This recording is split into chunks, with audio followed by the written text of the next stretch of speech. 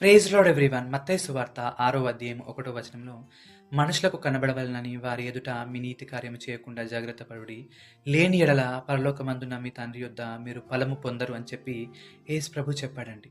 చాలామంది ఎలా ఉంటారంటే, వాళ్ళెవరికి ఏదైనా సహాయం చేసినా, ఏదన్నా ఇచ్చినా మనుషులకు కనబడాలని చెప్పి, వాళ్ళు పొగడాలని చెప్పి చేసేవారుగా ఉంటారండి. కానీ అలా చేసేవారు పరలోకపు తండ్రి యొద్ద నుండి ఫలము పొందరని చెప్పి దేవుని వాక్యం సెలవిస్తుంది.